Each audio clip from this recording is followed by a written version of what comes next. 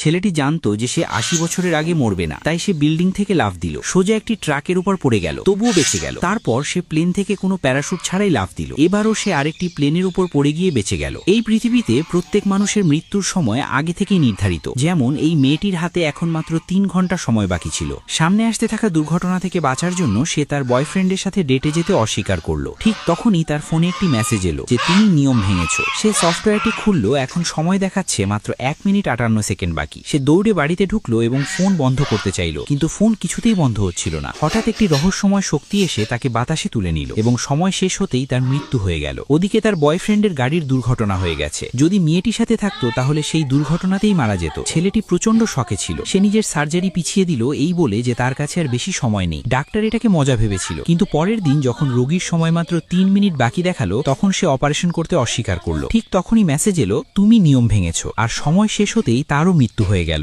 এবার পুরো হাসপাতালে আতঙ্ক ছড়িয়ে পড়ল। ডাক্তার, নার্স, স্টাফ সবাই নিজের ফোনে সময় দেখতে লাগলো। তখন এক নার্স একটি পুরনো ভিডিও পেল যেখানে এক মেয়ে বলছে আমি এই অ্যাপটা ডাউনলোড করেছি, এখন আর কয়েক সেকেন্ড বাকি, আর তার চোখের সামনে মেয়েটি মারা যায়। নার্সটি ভয় পেয়ে গেল। সে নতুন ফোন কিনলো, কিন্তু সেই অ্যাপ নিজে থেকেই তাতেও ইনস্টল হয়ে গেল। ভয়ে সে দোকান থেকে বের হয়ে আসলো। তখন একটি গাড়ির ক্যামেরায় সে একটি ছায়া দেখতে পেল, কিন্তু বাইরে কেউ ছিল না। হঠাৎ কেউ পেছন থেকে তার মুখ শক্ত করে চেপে ধরলো। ঠিক তখনই আরেকজন ছেলে এসে বলল তোমার কাছেও কি এমন মেসেজ এসছে? এরপর তারা দুজনে মিলে সেই লোকটির কাছে গেল যে এই অ্যাপের কোড পরিবর্তন করতে জানে। মেয়েটি বলল আমি আমার সব সম্পত্তি দিয়ে দেব, শুধু সময়টা বাড়িয়ে দাও। লোকটি কম্পিউটার খুলে অ্যাপের কোড দেখতে লাগলো। হঠাৎ স্ক্রিনে তাদের দুজনের নাম ভেসে উঠল। এখন তাদের হাতে মাত্র 13 মিনিট সময় বাকি। সে কোড পরিবর্তন করে তাদের বয়স বাড়িয়ে দিল। একজনের 92 বছর, আরেকজন